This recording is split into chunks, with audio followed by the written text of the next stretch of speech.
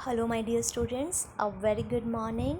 So students, we were dealing with chapter Indigo last week. So one part we have completed. Let's continue. Let's start from page number 49, and this is last third paragraph. At this point Gandhi arrived. So up to now what we have studied, how Rajkumar Shukla was finally able to convince Gandhi and he took him to his place. और उसके बाद गांधी ने कैसे कहाँ कहाँ visit किया, कैसे उसे बोला कि आप मुझे कलकत्ता से लेकर जाओ, किस तरीके से राजकुमार शुक्ला ने हर चीज़ को मैनेज किया, ये सब हम फर्स्ट पार्ट में डिस्कस कर चुके हैं. क्या प्रॉब्लम थी चंपारण के पीजेंट्स की, किस तरीके से वो इंडिगो वहाँ पे एक्सप्लॉयटेशन चल रहा था, 50% का क्या अरेंजमेंट था, ये सब हम फर्स्ट पार्ट में पढ़ चुके हैं. I will not waste time to discuss that. अगर आपको क्लियर नहीं है तो आप फिर से एक बारी वो वीडियो देख लीजिएगा. सो अब देखो लास्ट आगे क्या होता है. At this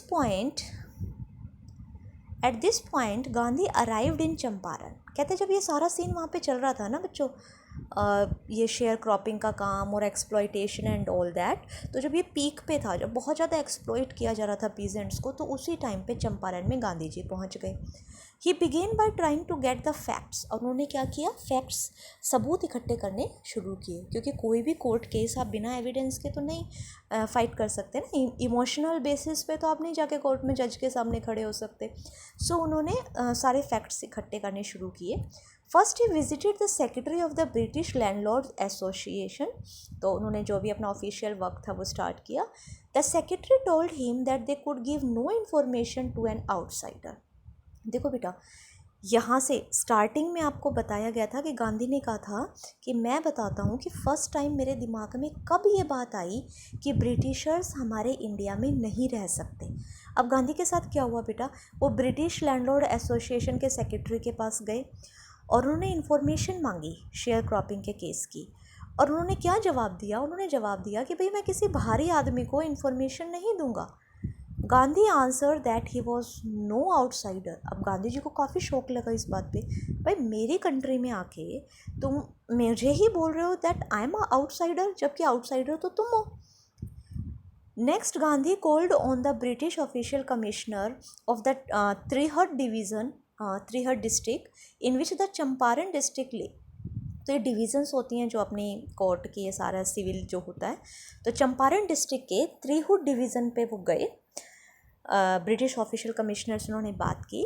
the commissioner Gandhi reports proceeded to bully me and advise me forthwith to leave Tirhut. अब गांधी कहते हैं कि भाई मैं तो अपनी प्रॉब्लम लेके उस कमिश्नर के पास गया था, लेकिन वो कमिश्नर तो मुझे गालियाँ देने लगा, ठीक है, और उसने मुझे क्या कहा कि जल्दी से जल्दी तुम ये डिस्ट्रिक्ट छोड़ दो, चले जाओ यहाँ से. Gandhi didn't leave. लेकिन गांधी जी कहाँ जाने वाले थे. Instead he proceeded to Motihari. वो मोतीहारी चले गए. बेटा ये सारे जो है ना, त्रिहट हो गया, मोतीहारी हो गया, चंपारण हो गया, ये सब वहाँ के ही आसपास के डिस्ट्रिक्ट्स हैं, बिहार के ही है, जो नियर बाई वहाँ पे आते हैं. The capital of Champaran. Fine. Several lawyers accompanied him. At the railway station a vast multitude greeted Gandhi. कहते बहुत सारे जो लॉयर थे वो गांधी के साथ मोतीहारी चले गए और बहुत सारे लोगों ने रेलवे स्टेशन पर उनको ग्रीट किया, उनका वेलकम किया. He went to the house and using it as headquarters. और ऐसे ही किसी एक हेल्पर का उन्होंने घर एज अ हेडक्वार्टर वहाँ से काम करने लगे. Continued his investigations. A report came in that a peasant had been maltreated a nearby village. और बेटा ऐसा नहीं था कि 3-4 डेज़ में सब कुछ सॉल्व हो गया, काफ़ी टाइम उनको वहाँ पे रहना पड़ा. तो उनके पास एक न्यूज़ आई एक दिन कि पास के ही एक गांव में एक पेशेंट को बहुत बुरे तरीके से मारा गया है या उसको मेलट्रीट किया गया है, उसको टॉर्चर किया गया है. Gandhi decided to go and see. The next morning he started out on the back of an elephant. He had not proceeded far when the policeman superintendent's messenger overtook him and ordered him to return to town in his carriage. अब वो जाने लगे, ठीक है, तो रास्ते में उनको रोक लिया गया और उनको पुलिस सुपरिटेंडेंट ने ऑर्डर दिया कि भाई आप वापस चले जाओ, आप इससे आगे नहीं जा सकते. The messenger drove Gandhi home where he served him with an official notice to quit Champaran immediately. और उनके वो जो सुपरिटेंडेंट था पुलिस का, वो उनके साथ उनके घर तक आया, उनको वापस लेकर आया और वहाँ जाके उन्होंने उसको एक लीगल नोटिस दिया कि आपको ज़्यादा जल्दी से जल्दी चंपारण छोड़ना पड़ेगा, क्योंकि आप यहाँ पे क्या कर रहे हो, डिस्टर्बेंस क्रिएट कर रहे हो। Gandhi signed a receipt for the notice and wrote on it that he would disobey the order.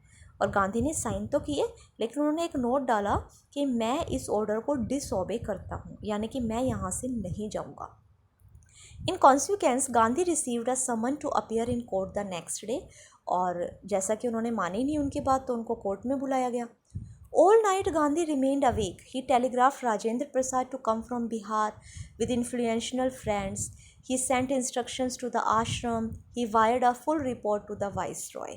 अब गांधी जी ने पूरी रात वो सोए नहीं, अपनी प्रिपरेशन क्या की, इन केस अगर मुझे जेल जाना पड़ जाता है, इन केस वो मुझे अरेस्ट कर लेते हैं, तो मेरा कौन कौन सा काम किस तरीके से आप लोग उसको कंटिन्यू करोगे, सारी बातें उन्होंने समझा दी।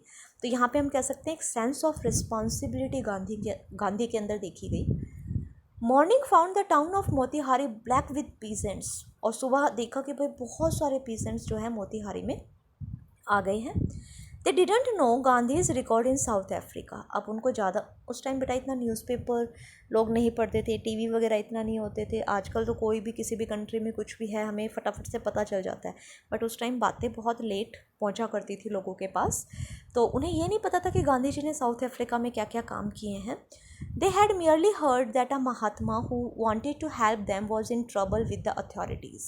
वो तो सिर्फ ये सुनकर आए थे कि एक महात्मा हमारी हेल्प करने के लिए आए थे और उनको इस तरीके से अथॉरिटीज़ परेशान कर रही है और कोर्ट में बुलाया है, सिर्फ वो इस वजह से वहाँ पे उनको सपोर्ट करने के लिए आ गए। Their spontaneous demonstration in thousands around the courthouse was the beginning of their liberation from fear of the British। और उनका इतना ज़्यादा कोर्ट के बाहर खड़े होना, इकट्ठा होना, एक फर्स्ट सिंबल था कि किस तरीके से वो अपना कॉन्फिडेंस रीबिल्ड कर रहे हैं ब्रिटिशर्स के सामने खड़े होने का, और जो डर से वो बाहर आ रहे हैं, क्योंकि ये भी तो एक कॉन्फिडेंस है ना। The official felt powerless without Gandhi's cooperation. अब भीड़ इतनी ज़्यादा वहाँ पे हो गई थी बेटा कि ऑफिशियल्स को गांधी की कॉपरेशन की हेल्प पड़ी।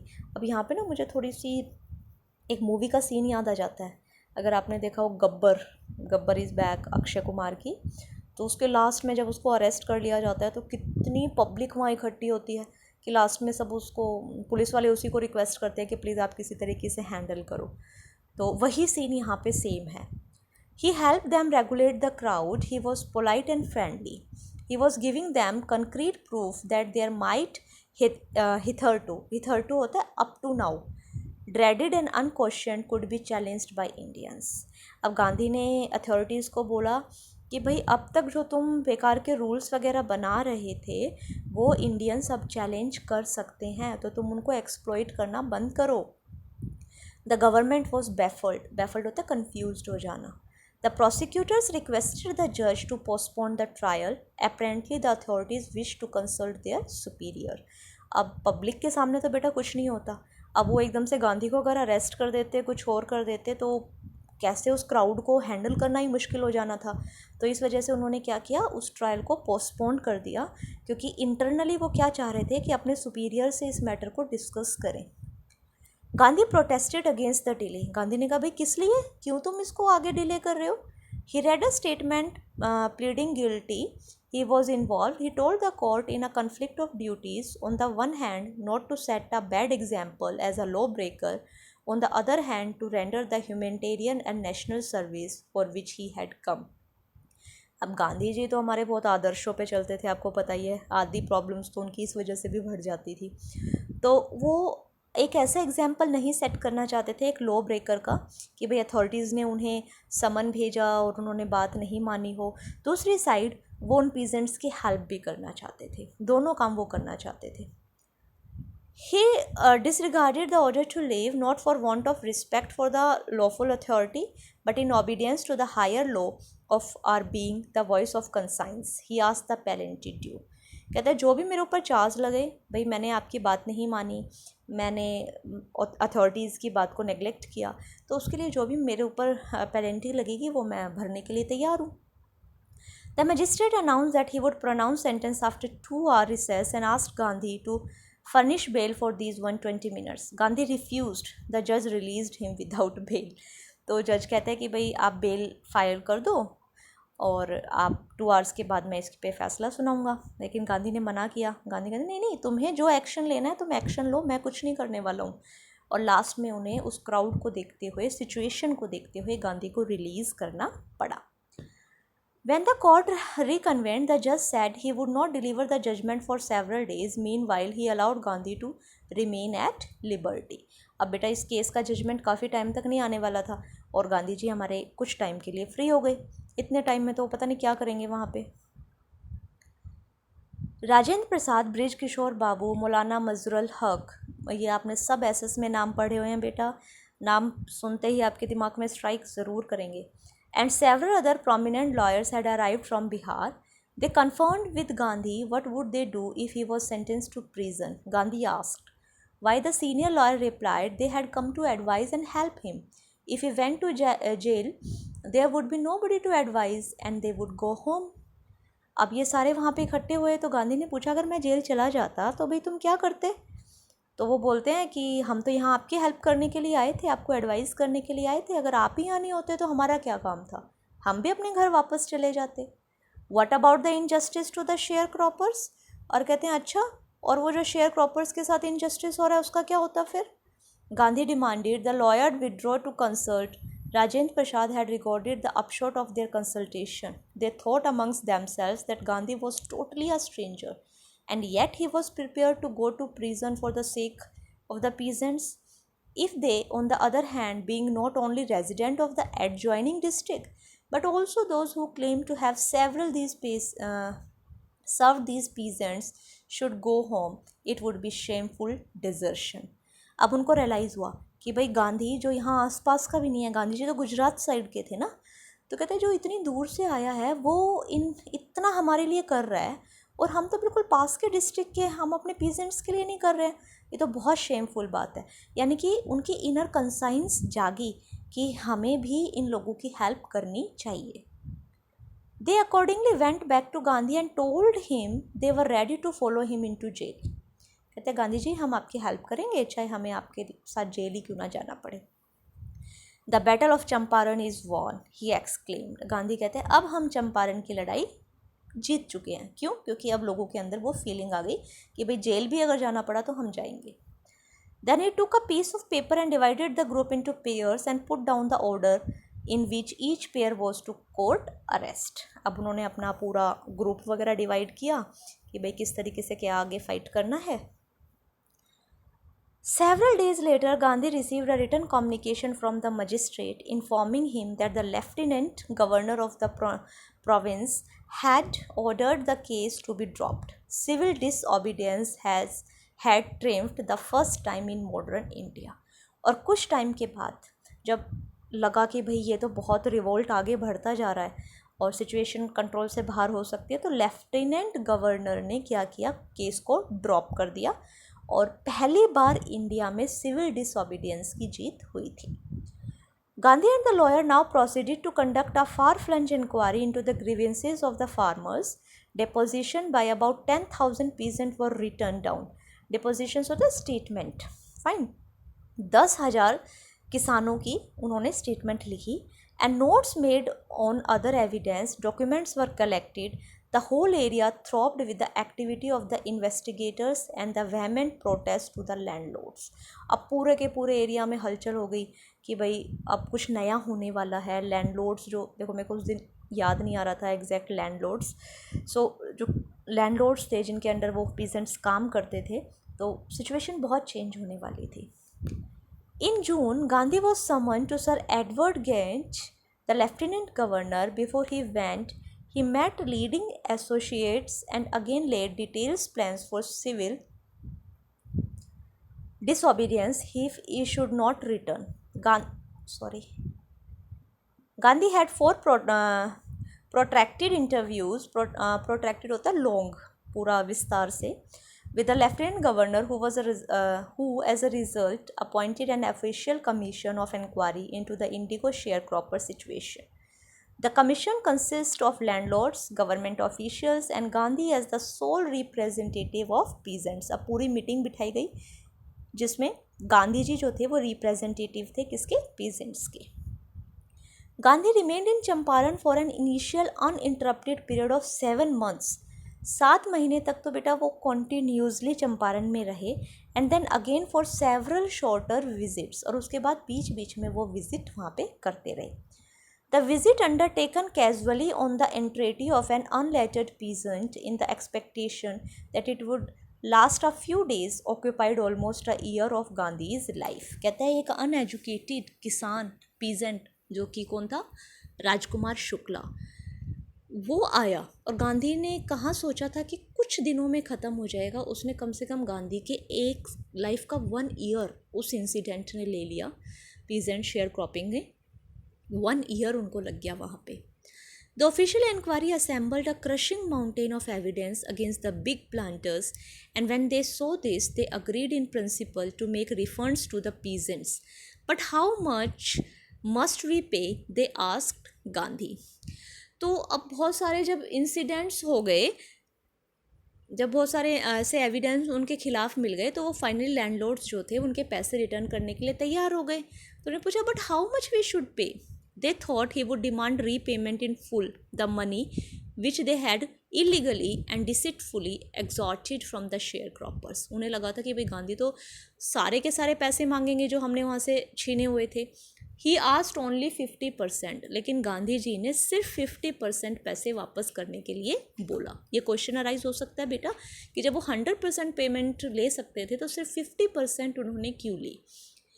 There he seemed adamant, writes Reverend J.Z. Hodge, a British missionary in Champaran, who observed the entire episode at close range. Thinking probably that he would not give way, the representative of the planters offered to refund the extent of 25%, and to his amazement, Mr. Gandhi took him at his words, thus breaking the deadlock. और ये जो deadlock था, जो ये contract था, ये last में solve हुआ 25% मनी बैक. ओनली 25, जहाँ वो 100% ले सकते थे वहाँ गांधी ने उनसे सिर्फ 25% पैसे लिए. This settlement was adopted unanimously by the commission. Gandhi explained that the amount of the refund was less important than the fact that the landlords had been obliged to surrender part of money and with it part of their prestige. अब गांधी जी की तो अपनी अलग ही calculations थी. गांधी जी ने कहा पैसा important नहीं था, उनका ईगो गिराना ज़्यादा इंपॉर्टेंट था. Therefore, as far as the peasants were concerned, the planters had behaved as lords above the law. Now the peasants saw that he had rights and defenders. He learned courage. और किसानों ने क्या सीखा? किसानों को क्या मिला? Confidence. Events justified Gandhi's position.